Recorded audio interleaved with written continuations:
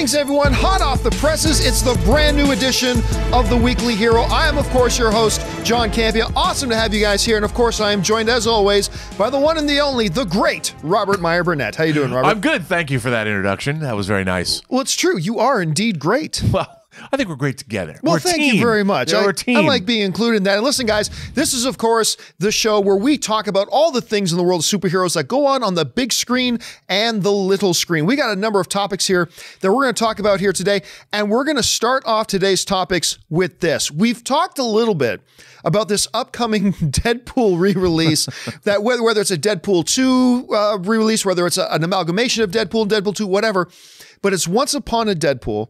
Of course, they're calling it the 12 Days of Deadpool. It's getting released on December 12th, runs through Christmas Eve on December 24th. The first trailer for it dropped, which was all kinds of spectacular, super funny.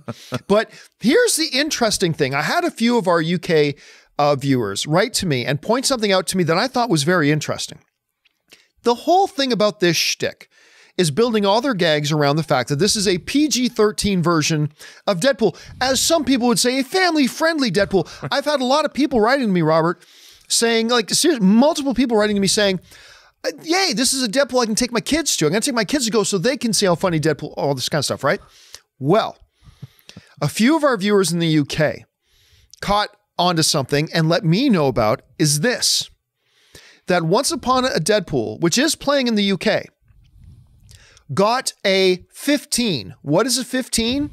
A 15 is roughly their equivalent of rated R here, and is the exact same rating that Deadpool and Deadpool 2 got. So this Once Upon a Deadpool is getting the exact same rating in the UK as Deadpool 1 and Deadpool 2 got, which kind of ultimately kind of defeats the purpose a little bit. So here's the question I have, Robert.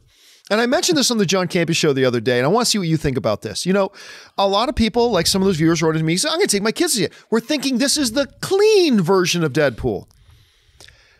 We sometimes forget that PG-13 in our doesn't necessarily mean clean. We've seen some edgy stuff that got a PG-13 stuff. So my question to you is this Once Upon a Deadpool going to be a lot less family friendly and a lot less clean if it's still getting the same rating in the UK as Deadpool 1 and Deadpool 2 than maybe we thought it was going to be? What do you think? Well, I think the standards in the UK are different in terms of language and violence. Right. Like you can say the British are very colorful with their use of bad language. Yes, they are. All the way back to Monty Python. Yes, and I'm a huge Graham Norton fan. I love the Graham Norton show. I watch all the time. And people swear.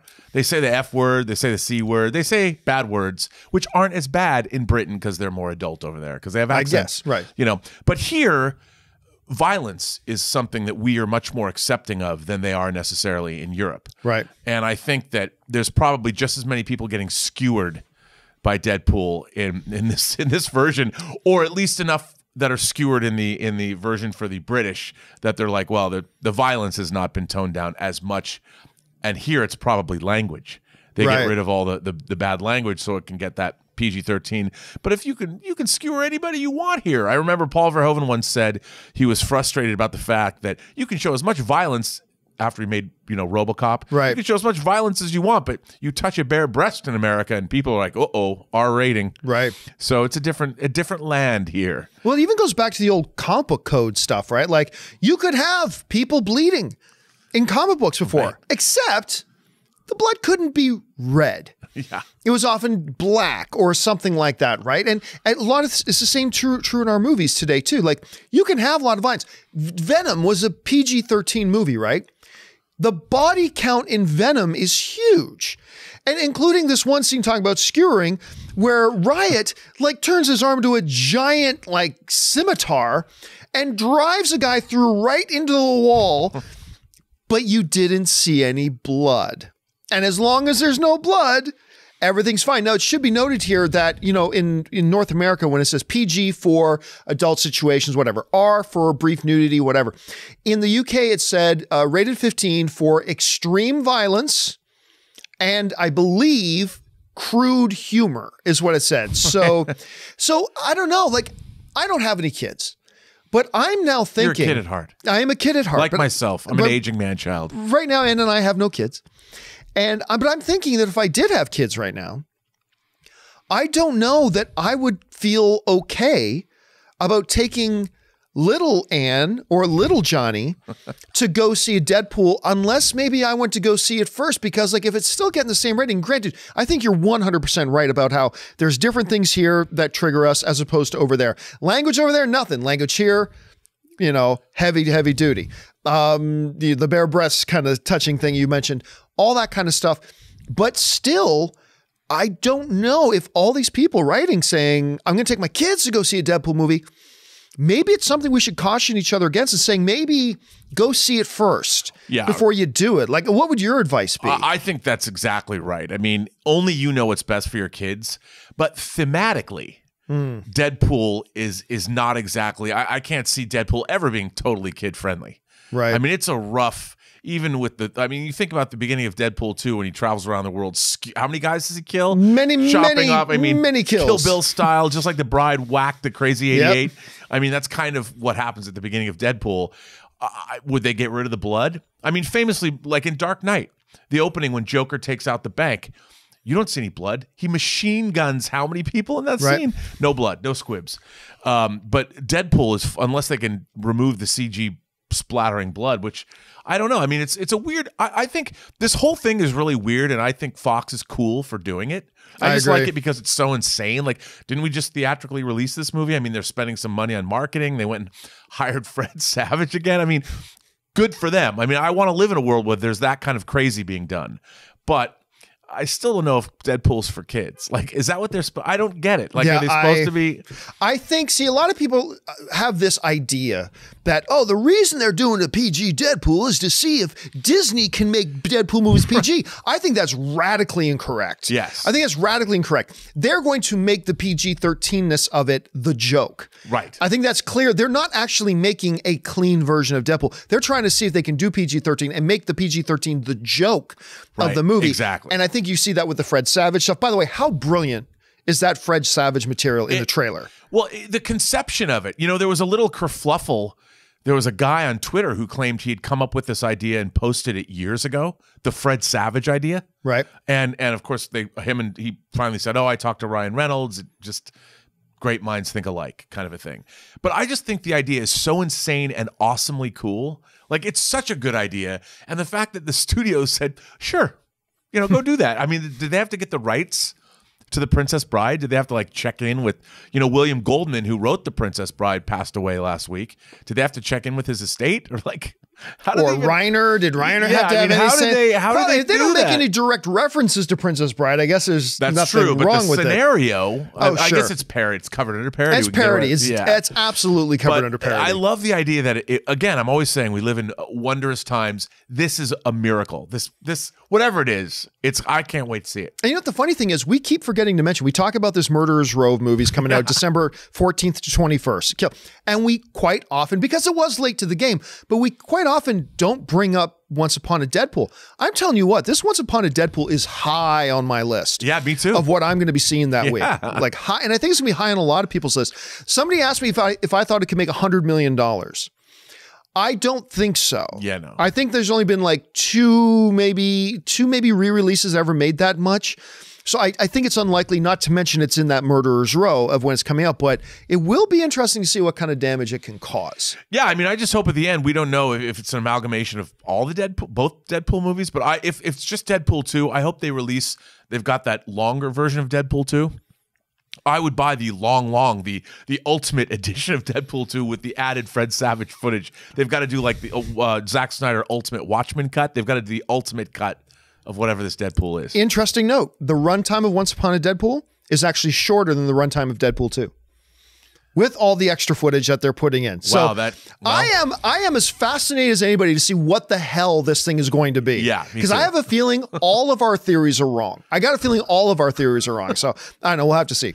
All right, let's move on to another topic here. Now, one of the things that we've been talking about around here and that a lot of us are getting excited about is the annual crossover event that takes place in the CW Arrowverse. They've done it every year. It is always fun. They always do something. It's always silly and ridiculous, but it's in a fun, creative, Right. you know, energizing kind of way, right? And Elseworlds, which is the title of the crossover they're doing this year, is no exception. We've already seen and talked about the spots that show Barry waking up as Arrow, Oliver waking up as Flash. They are the only two who realize they've switched identities in this. We know we're getting Batwoman. We heard the first references to Batman in a CW show ever.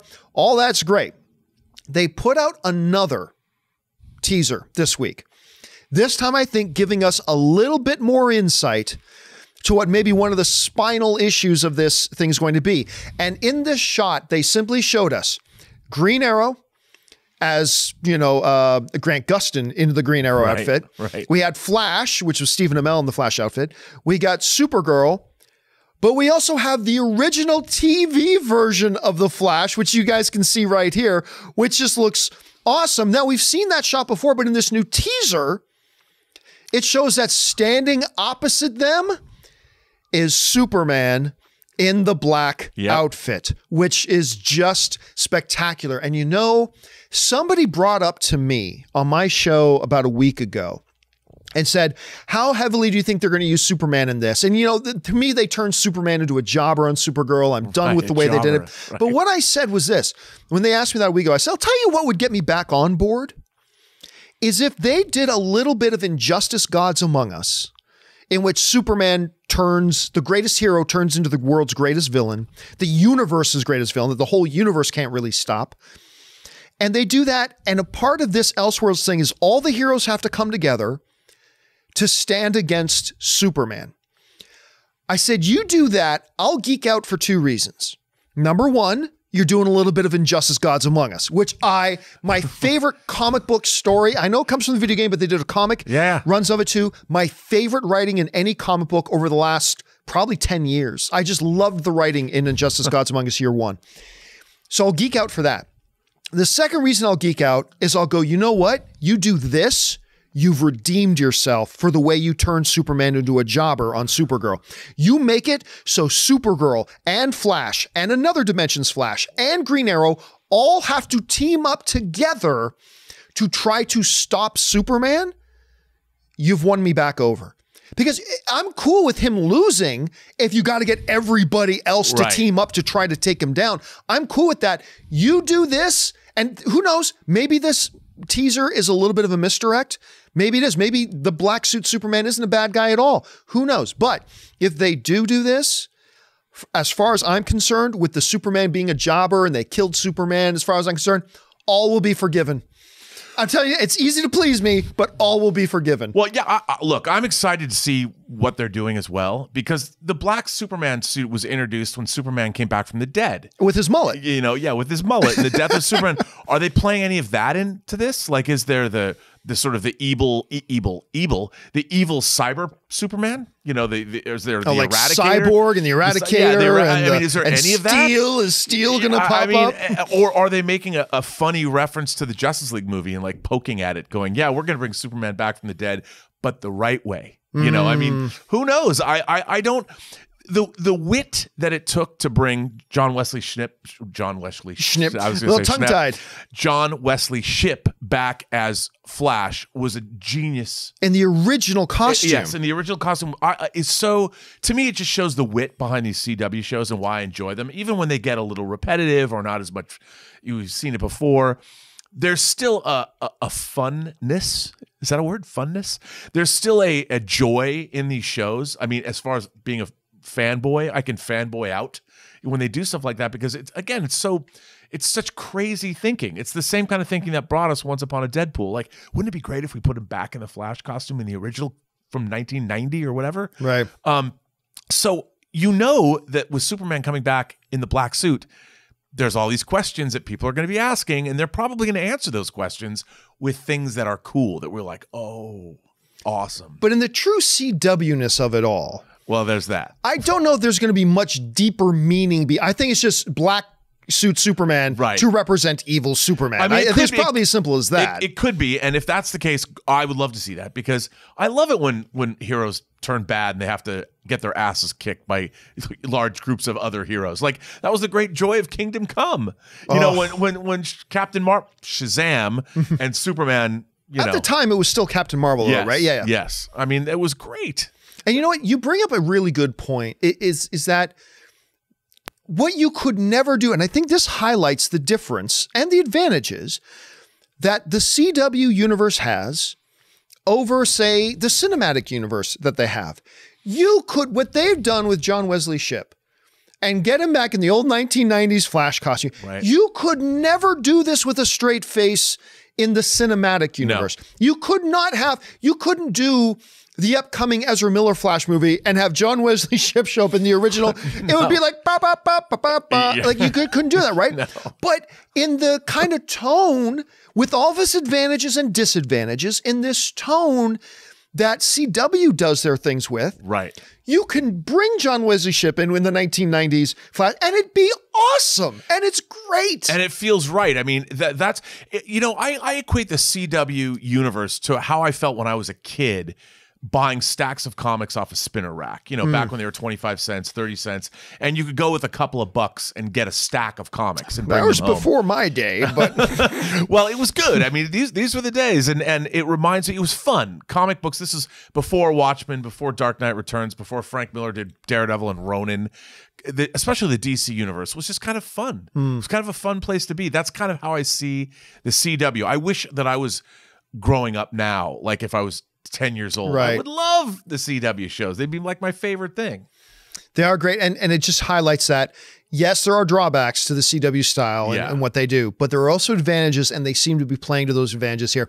Who knows what they're going to do with this whole Superman thing? All I know is if they can come close to the quality and the fun that they gave us with Crisis on Earth X last year, it'll be another big win. Yeah, I completely agree. And I loved Crisis on Earth X. Oh, it was great. It took me a while to catch up with it, but I loved it. You know, one of the reasons why I loved it so much, and I'll admit my bias here, is because to me, my favorite character in the Arrowverse is Arrow. Right. He has been the Batman. A lot of people say, you're making that. That's true, but that's a good thing. They've made him the Batman of that universe. He's the guy without powers, but everybody's afraid of him. Right. And I love that in Crisis on Earth X, who ultimately was the guy that took over the world that everybody else answers to. It was Oliver. Right. It wasn't Supergirl. It wasn't Flash. It wasn't all these other metahumans. It was Oliver. And I loved that. And I love that he kind of plays that role in this universe. Let's see what they do with Elseworlds. All right. Before we get on to our next thing, we have a weekly tradition here at The Weekly Hero, where, of course, Robert, being one of the world's great collectors, always brings us in a very cool collectible for us to gawk at and look at. And I'm telling you what, this week, no exception. Robert, who'd you bring in to show us today? Well, I brought in Khan Noonien Singh, a young Ricardo Montalban, as he appeared in the very first season of the original Star Trek, the 66-67 season. This is Khan Noonien Singh, and he's made by QMX this week, not a Hot Toys figure. Toys, yeah. And he's actually sitting in the separate QMX-made captain's chair from the Enterprise. Normally, and we all know how much you love chairs. I love my chair. By the way, this is my favorite chair. You can actually plug it in with a USB cord to your computer, and it will light up and make sounds from the original Star Trek. And I love this. I love that he's in his Space Sea jumpsuit. And the likeness is great. It's funny. I don't know why I chose to bring him in this week. I don't even know. I was playing with him with my dog when the Mars Insight lander landed, and I was taking pictures that Khan was looking forward to us subjugating the red planet. And I figured, well, somebody said, hey, he's got a chair. I'm like, oh, I'll bring him. I mean, normally I should have brought Captain Kirk in sitting on his chair, but, everybody does that. I figured Khan is in where he's supposed to be, the helm of a starship. And here's the funny thing, too, is like the episode was so great. I remember as a child, all right, watching Entertainment Tonight. Whatever happened to Entertainment Tonight? How did it become such a bullshit show? But anyway, they lost John Tesh, man. It all went downhill. Oh, yeah, the piano called and he went off. But I mean, it was Mary Hart, John Tesh, and the great Leonard Maltin. Right. Who used to do their movie reviews. Yeah. I love Leonard Maltin, by the way. But yeah, what the hell ever happened to entertainment? There used to be a great entertainment show. Now it's a bullshit, celebrity gossip thing. Anyway, we're getting off track here. But I remember as a young kid, them talking about this upcoming Wrath of Khan. And my mom telling me back in the original Star Trek days, there was this episode, and this is based on that. It's like, wait a minute. They're doing a movie based off of one episode of the old show. How cool. And they've never really done anything like that since. But he went on to pretty much become universally acknowledged as probably the greatest antagonist that Star Trek has ever known. Like, I think if you gather up whether they're Trekkies, Trekkers, whatever, generations of Star Trek fans, and you ask the question, who's the greatest antagonist they've ever had, whether you want to call that bad guy or whatever. Right. I bet you at least 8 out of 10 of them are going to say Khan Noonien Singh. Right. And, what's really great about this figure and the character is portrayed, Khan ran a quarter of the world's population. Right. He was one of 70 or 80 supermen that genetically engineered people. Now that we have CRISPR technology, I'm hoping that someone can turn me into a genetically engineered Superman like Khan himself. But he was just a great character. He was a noble.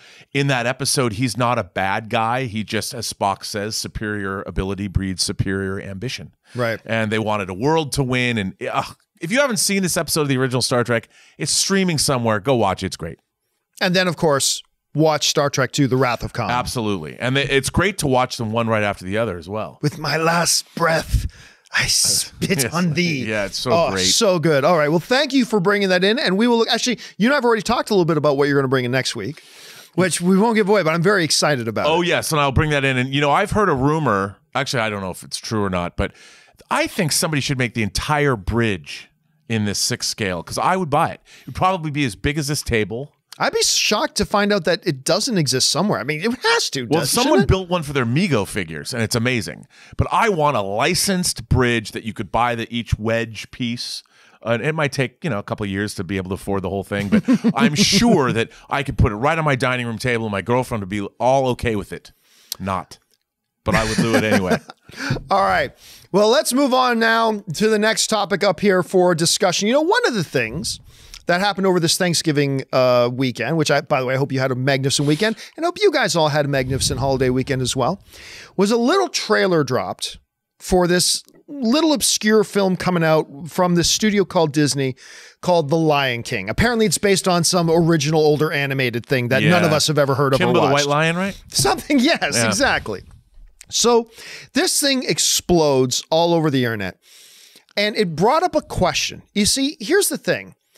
Going into this past weekend, it was not only the favorite, it was a commonly held, I don't want to say expectation, but let's say expectation, that, the #1 box office film of 2019 obviously is going to be Avengers 4. I mean, I don't think there was a lot of debate or discussion to be had. I think even the most diehard Toy Story fan would say, yes, that's going to, I think even the most diehard Star Wars fan would say, yes, Avengers 4 is going to win the box office. It was a foregone conclusion. Foregone conclusion? Foregone conclusion. I see what you did there. I'm going to tell you what, that weekend changed a lot of things because I am not so sure anymore, lock, stock, and 2 smoking barrels, that Avengers 4 is the clear-cut expected winner of that weekend any longer. And I'll tell you why. And I mentioned this on my show, but I'll just say it here. It wasn't the trailer. By the way, I love that image that Ray put together. That is spectacular. That's an awesome image Ray made. Maybe they have to, maybe Avengers 4 is a crossover with The Lion King. Wouldn't that be amazing? That's how they defeat Thanos. At the end, it's Simba who comes in and rips him apart, throws him down to a pack of hyenas. So, and it wasn't the trailer that made me suspect maybe this could beat Avengers 4. It wasn't the fact that it was the second most watched trailer in history in its first 24 hours, despite the fact that it wasn't really expected and it came over holiday weekend when not a lot of people are on the internet anyway. Right. What told me that this was a movie that could beat Avengers 4 was what I call the worldwide global response to this trailer. It was the response and the reaction that you saw all over the world of people responding to this trailer. And it was summed up great in a message one of my viewers wrote in and said, hey, I have a bunch of siblings that have families of their own. I can never get them to go to the movies. But as soon as the Lion King trailer dropped, all of us siblings were on the phone together and saying, we and our families all go see this day out. What I kind of said, and the way this strikes me, is that where Avengers 4 and the MCU as a whole has done a magnificent job of bringing out the hardcore fans and the general movie-going audience to their movies, Lion King strikes me as something a little bit different. I think Lion King is going to be the movie that gets out all the hardcore Lion King fans, all the casual movie-going fans, but most importantly, and going back to what my viewer wrote, this is the type of movie that people who don't go to the movies will go out to the movies to see. And it is on that basis that I'm wondering, is it a foregone conclusion anymore that Avengers 4 will actually be the #1 movie at the box office 2019? Or could it be this damn little CGI created Simba Lion King? And because I'll tell you what, I'm not willing to put money on it either way, but this whole notion of it, foregone conclusion, automatic, take it to the bank, it's going to be Avengers 4. I don't know that that's true anymore. Am I crazy for thinking that? What do you think? No, look, 225 million people watch this in the first 24 hours. Yeah. So if every one of those people paid $8, you're looking at $2 billion there. And you think people aren't going to go back and watch this? It's funny because there's a new generation of kids being born all the time. And there's kids that might be 4 or 5 years old. They haven't seen The Lion King yet. They just haven't gotten around to it. There's so much to see. This is going to be their first Lion King. Far too much to take in here. I mean, this is going to blow their minds. Yes. I mean, it blew my mind as well. There's all this debate about whether it's a live action. No. There's no debate. It's not a live action film. animated. It's animated. It's a photorealistic animation. CG animation. Yeah. But I think it's still, like, in my mind, when I watch it, my jaw kind of hit the floor. I thought The Lion King was astonishing. I really, it's my favorite animated film of all time. Jungle Book. Yeah, Jungle Book. The CGI in the Jungle Book, and hearing Christopher Walken sing, and it was so good. And you're watching this, you're totally transported. I loved it, and I think that I got excited for this. I got excited because look, this is called The Weekly Hero. Simba is a great hero. It's a great hero. That's why we're talking about him on this show. And we're really talking about Avengers 4, but yeah, in light of Lion King, yeah. But I mean, can you imagine? You know who wins? It doesn't matter which one makes more money. Bob Iger wins. Yes, he does. And Disney shareholders win, and we all as audience members win. And then, of course, I mean, Disney is going to have perhaps the greatest year any studio has ever had next year. Yeah. I mean, Episode 9. They've got Toy Story 4. Toy Story 4. By the way, there are 4 films. I don't believe any more than one will cross 2 billion, but I think there are 4 films that have a shot at hitting 2 billion. Obviously, Lion King and Avengers 4, obviously. Right. I think Toy Story 4 has a shot because like the last one made 1-point-something billion at the box office. Sure. The anticipation level for this is through. I think it's got a shot. I'm not saying it's likely it's going to hit 2 billion. And I think despite the downturn with Episode 8, I think Star Wars Episode 9 is the final film in the trilogy. I think that has a shot at 2 billion. Then you're talking about films like, and let's not forget Frozen 2. Frozen 2, of course. So there's 5 films right there, I think, that have, so wait a second. A Lion King, Avengers 4, Toy Story 4, Star Wars Episode 9, and Frozen 2. I think there are 5 films. I don't think Aladdin has a shot at 2 billion. Well, no, not at 2 billion, but just in terms of Disney's coffers. Well, not only Aladdin, but now you also got this Dumbo, which is looking way better than we thought it looked before. Right. Captain Marvel.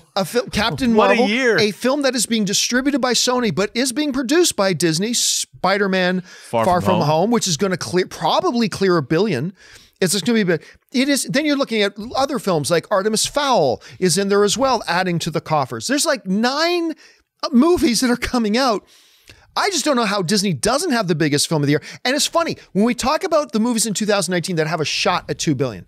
Star Wars Episode 9, Avengers 4, Toy Story 4, Frozen 2, Lion King. They're all Disney films. Right. They're all Disney films. I don't think anybody's expecting Wonder Woman to hit 2 billion. No. I'm expecting Wonder Woman to be great. I'm not expecting to hit 2 billion. And that's not next year. That was moved to 2020. But so Shazam. Right. Shazam. I think Shazam's going to do very well. I think the trailer looks phenomenal. Can't wait to see it. It's not in the $2 billion discussion. No. Hellboy is coming out, but that's not going to be in the $2 billion But it could do discussion. Shazam if it's great. Could do Venom numbers. It very well could. Venom would have put up 8. What did you say? 820 something. Well, we'll get to Venom in just a little bit. We'll talk about Venom in a bit. But so I mean, ultimately here, let me just put it very plain and simple. Understand what we got with Lion King. Understand what we got with Avengers 4. Would you still say, like all of us would have said a week ago? Would you still say today? I feel extremely confident that Avengers 4 will be the #1 film of 2019. Would you say you are extremely confident in that? Yeah, I would. I think I'm 99% confident that Avengers 4 is going to be, because it's going to be, I think, one of the most epic movies. It's the return of the king of the Marvel Cinematic Universe is what it is. I mean, I think it's going to be just the most epic thing ever. And you know, I've often set myself up for disappointment frequently with the James Bond franchise. We all do. But I don't think this movie is going to be disappointing in the least. I think Avengers 4 is going to be even better than we think it could possibly be. Just a feeling. And you know what? I cannot say 99%. I think it's a coin toss. I'll go 50-50. I really am. Right. Just because of that one basis. Number one, well, first of all, Lion King is based on probably the greatest animated film of all time. In my opinion, some other people feel differently. I'd say Fritz the Cat. But then you look what Jon Favreau did with Jungle Book. Right. Understanding the way he translated that, what could he do with material like Lion King? And again, to me, it comes down to that one thing. Unlike Star Wars Episode 9, unlike Avengers 4, this is going to be a movie who gets people who don't go to the movies going to the movies. That could be the tiebreaker. Yep. But so I'm not willing to say Avengers 4 is a lock anymore. I think it's a 50-50 coin toss. I really do. We'll have to kind of wait and see as we get closer to both, but they're both coming up. All right. You brought up Venom. So let's talk about Venom, as we've had to talk about Venom, I think 3 or 4 weeks in a row now, about how stunned we are at the financial results. And it seems like every week it just keeps doing it. Last week it passed films like Ant-Man and the Wasp, which it passed an MCU film that was coming off of Avengers Infinity War, all that kind of stuff. This week, more milestones. It passed Wonder Woman, a bona fide blockbuster hit. It passed one of the most celebrated films of this year, Mission Impossible Fallout. Passed it. It's sitting right now officially at $822 million. And the real number is probably a little bit higher than that right now. But let me ask you this, Robert. As a joke, I asked in previous episodes, do we think this movie that nobody thought would work without Spider-Man could maybe actually catch Spider-Man Homecoming, which of course made $880 million. The official number right now for Venom, $822. I still think it's unlikely, but oh my God, when I saw that $822 number, I'm like, it is within striking distance of Spider-Man Homecoming. We are now talking about this Venom movie that everybody said would not work without Spider-Man, and everybody's saying we hope it flops, and everybody said all this kind of stuff. It may surpass Spider-Man that they said that movie couldn't work without. I still think it's unlikely, but I've gone from thinking it's a 5% chance that it may catch Spider-Man Homecoming, and I'm thinking it might be like a 45% chance that it's going to catch Spider-Man Homecoming. I think this coming weekend, when we see the box office results from this coming weekend, it'll give us a much clearer picture. But I'm willing to say it's a 45% chance Venom catches Spider-Man Homecoming, which nobody in their wildest dreams ever thought was remotely possible. Robert, what would you say are the possibilities of Venom actually catching Spider-Man Homecoming? I think it's a distinct possibility. I mean, Venom, it keeps playing, and worldwide it has legs. And you know, there's one thing I never anticipated, because we were always looking at Venom, especially comic book fans, as this comic book adaptation. Right. But I think a lot of people that might not be familiar with the character as much as, say, comic book fans are, especially in China, where it's cleaning up. Yeah. It's a monster movie. It's this sort of fun, weird. Have you seen the DVD Blu-ray trailer dropped? The rom-com. The rom-com version. Oh my God. And so they're taking a page out of Deadpool's marketing. Yes, they are. And they realize that Venom is this weird hybrid thing that's unto itself. It's goofier than I would have ever imagined. It's just weird and strange, and it's kind of become its own thing. In a way, it removed itself from the Spider-Verse and created its own alternate universe. It kickstarted, and of course the tie-in now with Spider-Man Into the Spider-Verse. I mean, the fact that you've got that coming on the heels of Venom, and it's kind of a part of it all, and it's just kudos to Sony for all the naysayers and us fans are poo-pooing everything. Oh, I'm not gonna go see a Venom movie with no Spider-Man. Well, now you've got a whole Spider-Verse that's animated. It's part of the MCU, and now Venom is spearheading it. it makes Sony look like they really knew what they're doing, even though they didn't. But of course, maybe they did. I don't know. But it looks like we have a Spider-Verse that is here to stay and it's financially viable. I mean, they announced they're going to make a Spider-Woman movie now. I mean, well, they've announced a lot of things. Let's see what they actually end up doing. I mean, we know Morbius is happening because they're shooting that fairly quickly here. And Jared Leto is shaving. Shaving, so there you go. He's shaving now. So it's incredible. I mean, look, I love to see these epic wins for these cool movies because in the long run, it just means that more movies of this ilk will get made. So, it's like it's the old, I think it was the ad line for Aliens versus Predator. Whoever wins, we lose. We lose. But it's the reverse of that. They're winning, we're winning. We all win. The audience wins, the studio wins, fans win. And you know what's funny? When you look at these, when you talk about taking chances, and this brings up an interesting question. When you look at these films that have been taking chances to push these envelopes and to open up new worlds, you're talking about movies like Deadpool. You're talking about movies like Logan. Yeah. You're talking about movies like Venom. You're talking about movies like Spider-Man Into the Spider-Verse. Interesting thing to note, none of those 4 films come from the 2 major powerhouse comic book movie producers. None of those films come from the MCU. None of those films come from DC. It was other outside studios and filmmakers that are making these films that are pushing the limits. And you bring up Sony. And here's the funny thing. Before Venom came out, and going back a ways, ever since The Amazing Spider-Man 2 came out with the Electro, right? It became the cool thing. It became the cool thing to say, Sony just doesn't know what they're doing. Sony, and I would keep telling people, whoa, time out. I was as disappointed with The Amazing Spider-Man. I mean, I didn't think The Amazing Spider-Man 2 was a complete dumpster fire, but it was a huge step down from The Amazing Spider-Man. And yes, emo Spider-Man, emo Peter Parker in Spider-Man 3. Sure, I get it. But this is still the studio that gave us Spider-Man 1, Spider-Man 2, which for a long time I think was the greatest comic book movie ever made for a while. Yeah. And I thought The Amazing Spider-Man 1 with Andrew Garfield was quite solid. I did too. Like, okay, did they do The Amazing Spider-Man 2? Did they do Spider-Man 3? Yes, but let's not suddenly pretend that Sony is some gaggle of incompetent buffoons who doesn't know what they're doing. No, nothing Sony touches will work. Sony, everything they touch sucks. Isn't Spider-Man 2 good? Well, that was because of this. What about Spider-Man? That was because of that. What about The Amazing? No. Sony makes mistakes, maybe more than we're comfortable with. But then they put out a Venom that everybody said would fail, and it might catch Spider-Man Homecoming. Now they got this Spider-Man Into the Spider-Verse coming, and we don't know how it's going to do at the box office, but the critic reviews are out now, and the last we checked, at 48 reviews, the last time I checked, 48 reviews were in on Rotten Tomatoes, 100% rating. It's not going to hold 100%, let's be clear about that, but 100% rating. Is it time for the comic book movie fan community to take a breath, bite down on their lip and say, maybe we were wrong about Sony. Maybe Sony is better at this than we gave them credit for? Well, I don't know about that because I didn't think Venom was a particularly good movie. I did. I mean, I thought it could have been. I didn't love it, but I thought it was quite entertaining. Yeah, I mean, I just thought it could have been better. You know what? I should say this. I wanted a different kind of movie. And right. I think a lot of people did. Yeah, I'm not judging by, look, I'm still hoping that Dark Phoenix comes out and blows my socks off, even though that's Fox.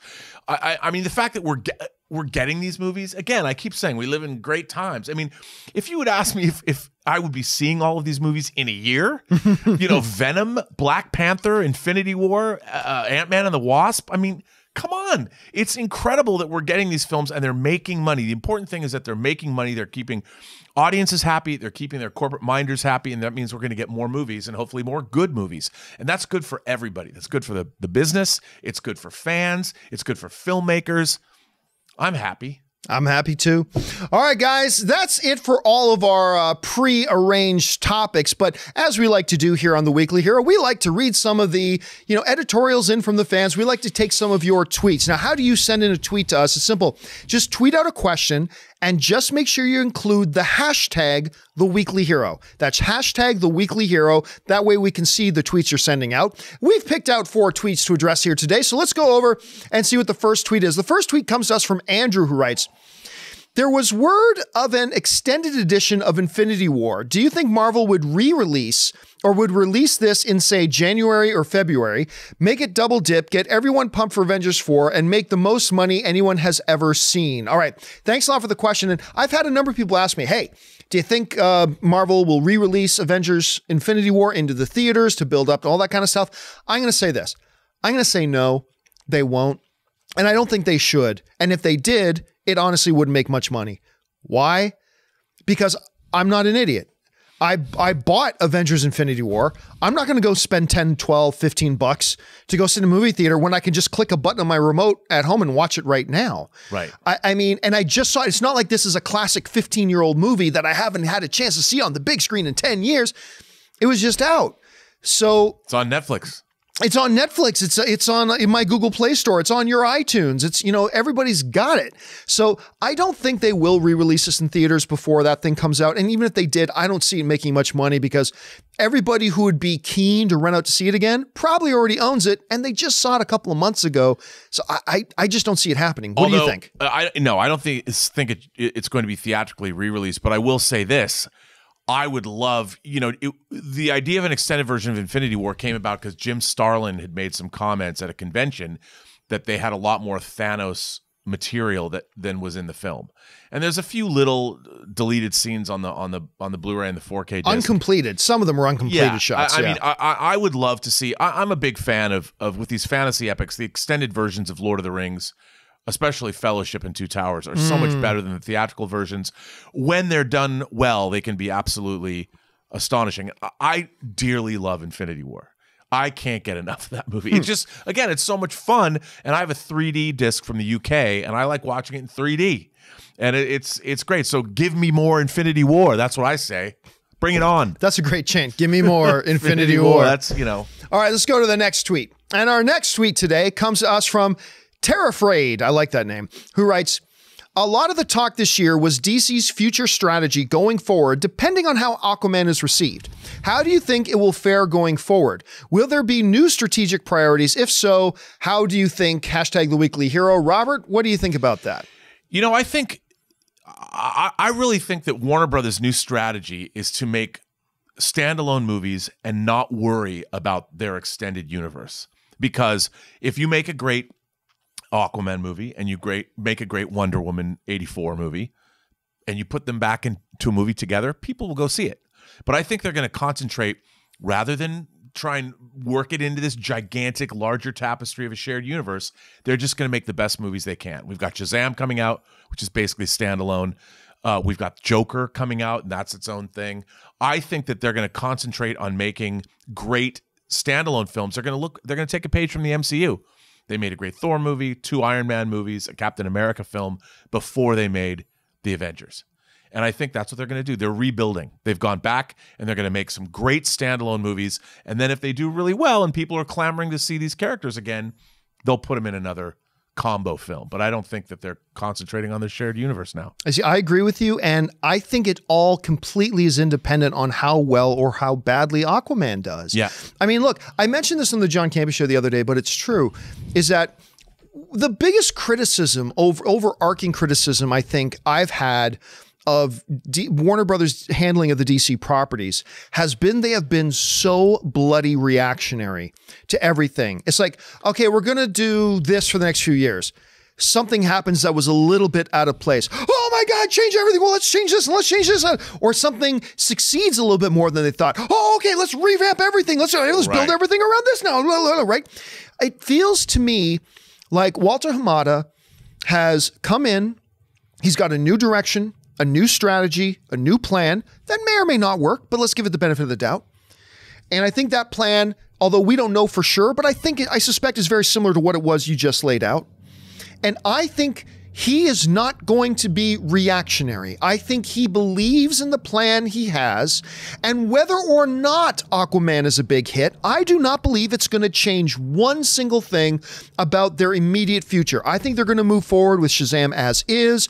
In days past, if Aquaman had come out and flopped, you would have heard instantly about massive reshoots on Shazam, trying to change everything. But you're not going to hear that this time around.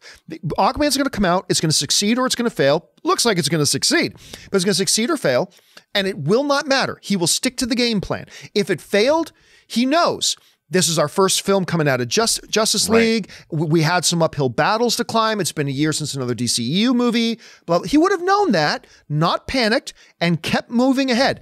If this movie's a $700 million worldwide global hit, he's going to go, okay. It's like a great football coach once said, you're never as bad as you think you are, and you're never as good as you think you are. And I think if they have like some $800 million global hit, he's not going to go, oh, well, let's change Shazam to be more like Aquaman. No. He's going to, we understood what we had. We got a plan and we're going to stick with it. And I think that is going to be the big difference over the next 2 to 3 years that we're going to see in these Warner Brothers DC films is that consistency. We're going to see a belief in where they're going, and they're going to stick to it and not change everything the next time the smallest pebble hits the windshield. I agree with you. And one of the problems that people don't understand is these are just widgets to the larger corporate structure of these companies. They're publicly held corporations, and they're making a product. And when they had this idea of building the shared universe, all the shareholders are like, well, why can't you do what Marvel's doing? So they made all these grandiose promises. Here's our slate of movies, and here's what we're going to do. And it's going to be great. None of them exist anymore. This is going to, and they let down. The most important thing is not just the audiences; they let down shareholders. Yes. The shareholders thought that they were promised a certain amount of money. We're going to make $1.5 billion just like the MCU Avengers movies. Well, that didn't work out. So how does that look to your investors? They're like, that's not good. I'm going to go over here and buy Disney stock. Now they've changed that. They're not making those promises anymore. They're going to make individual promises for each film that they're making. And that's, it looks to me like, look, Shazam it looks delightful. You know, I cannot wait for Shazam. Big with superheroes. Yes. I'm into that. They've got this crazy Joker movie that no one knows about. He really is the clown prince of crime this time. Who knows what that's going to be? But what I like is that they're going now and making these individual movies and concentrating on making them good, not making them a part of some larger, grandiose tapestry that didn't have a Kevin Feige in the first place, so there was no direction. And by the way, have you noticed in all these great Aquaman trailers, how many even remote references to anything in Justice League are mentioned? None. Zero. They're like, we are distancing ourselves from that. Now, maybe in the movie there will be a reference to Batman. Maybe in the movie there will be a reference to Superman. Who knows? But at least in the marketing, they know this is a new start. We're separating ourselves. We purposefully put a year between us and Justice League. We're making no references to anything, and we're moving forward. I think that says a lot. I think it says a lot. I mean, cue the fanboy outrage when it's like, well, if Atlantis was going to go to war with the surface world, well, why didn't they call Superman or Wonder Woman? Where's the Amazonians? Where's everyone else? Which is why that's coming. It's one of my big problems with shared universe films is always, well, why didn't Captain America come and help? Right. Why didn't let's just have a good movie. And I think we're heading for a good movie. All right, let's move on to the next tweet. And our next tweet today comes to us from Andy Daniels, who writes, in the UK, the name of the first Avengers movie is Avengers Assemble. Would they use the same title worldwide for Avengers 4? It's funny you mentioned that, Andy, because that kind of came up briefly earlier today on the John Campbell Show we were talking about. So for those of you who don't know what he's talking about, many times, the name of a movie here in North America, those movies will often, in some foreign markets, get different titles given to them. And they'll actually have a different title given. Like, I think Captain America was called The First Avenger in many places, right? So that's not uncommon. In the UK, apparently, the name of the first Avengers movie, which was just called Marvel's The Avengers, in the UK was called Avengers Assemble. Well, it's also because The Avengers is a very famous TV show. Yes, that's right. John Steed and Mrs. Peel. You know, it was Patrick McNee and Diana Rigg. And it was a Sean Connery movie as well. Sean Connery who was in that movie as a result of losing a golf bet, by the way. Oh, I did not know. You should look up that story. It's pretty funny. Yeah, they had to call it that. And, Avengers Assemble again. Like we said before, I made that joke this morning. I mean, I don't think the movies, whatever they come up with, whether it's Annihilation or whatever it's going to be called, I think their title, they're keeping it under wraps because it's a spoiler, I guess. I mean, why else would they not tell It can't be a spoiler, else the moment we heard the title would spoil it. Well, but it leads you in the direction, or like if it's Avengers Annihilation or Avengers If they gave the movie a title that even remotely spoiled something important in the movie, that would be pretty stupid. Oh, I don't think it's going to spoil something in the movie. Oh, okay. But I think it's going to lead you down the path of what direction the movie's going in. Right. Yeah. Right, because right. otherwise, by the way, I just think it's great that we don't know what the title is, because we're still talking about what the title is. We've been talking about what the title is for a year, and we still don't know. Within a week, I think we're going to know. I don't want the trailer. I don't. I'm going to have to watch it, and I don't want to watch it. Yeah, you say that. I know, but I'll watch it 100 times. The trailer drops, you know what you're going to be doing. I hate myself for it. See, I think you can still call the movie Avengers Assemble. You can, but you just do in the UK what they've already done in the UK. You give the movie a different title, just like you gave it a different title before. You call it in the UK, you call it Avengers Annihilation or something, but in the rest of the world, it's called Avengers Assemble. Now, I'm not saying the name of the movie is going to be Avengers Assemble, but what I am saying is if that's what they think is the best movie or the best title for their movie, then title it that and just give it a different name in the UK like you've already done before. I just don't think it's that big of a deal, to be honest with you. No, I know. I'm so excited for this movie. I think all of us are. All right, let's take the final tweet of the day. And to wrap things up here, we come to us from Ricky C, who writes, Avengers 4 trailer is going to be a teaser or a full trailer, the Weekly Hero. Well, a lot of people will call things teasers, trailers. To me, it's when it's like a minute and a half. That's a teaser. I mean, right. But you could put certain things in a minute and a half trailer that would make it a full-blown trailer. I think the first thing we get will not be a 2.5 minute full-blown thing. I think we are going to get a 1 to 1.5 minute thing. We're going to get lots of pop, lots of awe, lots of shock and awe. Right. Not a lot of narrative, not a lot of idea about what the main plot points are. So I guess in that sense, I'm predicting it will be, by definition, I guess, a teaser, but a teaser that will probably blow us away. I'm going to guess teaser. But do you think they're going to come out with a full 2.5 minute thing? No, right out the gate? I agree with you. I think it's going to be a teaser. It is going to be shock and awe. Because the thing is, they don't even have to do anything. They can just show us pictures of the remaining Avengers just sitting around eating shawarma, and we're going to be like, and somebody will say, we really should try. It's been 5 years. Maybe we can try and do something about this. And that's all I have to see. That's the trailer. They're just sitting around a table like this. I'll tell you right now, the trailer's going to be. The full trailer will be with Captain Marvel. Possibly, or a week or two online advance before. But here's what's going to happen. It's going to be an opening shot. The screen goes from black just on, and it's going to be Black Panther, Spider-Man, Bucky, a bunch of, you're going to have Rocket. You're going to have, not Rocket, I mean Groot. You're going to have all of them standing there like this going, we're back. And that's it. That's going to be your trailer. Avengers 4. That's what it's called. There, I figured out the title too. Avengers 4, we're back. No, I told you it's going to be Hugh Jackman tomorrow announcing that Wolverine is in Avengers 4, and I'm just kidding. And they're dropping the trailer. That's not true. By the way, don't repeat that. I was kidding. It's a bad joke. You're not a replicant. All right, guys, that will do it. The presses have been turned off. The lights are being turned out. That will do it. The final page has been turned on this week's episode of The Weekly Hero. Thanks so much for joining us here, guys. I want to thank, of course, the one and the only, the great Robert Meyer Burnett. Robert, where can people find you online? You can find me on Twitter at BurnettRM. Find me on Instagram at RMBurnett, or subscribe to my YouTube channel, The Burnett Work, and tune into my show, Robservations, the show about something. And you guys, of course, can follow me on Twitter simply at John Campia. Don't forget, guys, to keep tweeting to us. Just use that hashtag #TheWeeklyHero, and we will see your tweets. That'll do it for us for now, guys. Thanks a lot for joining us. Until the next episode. Bye-bye.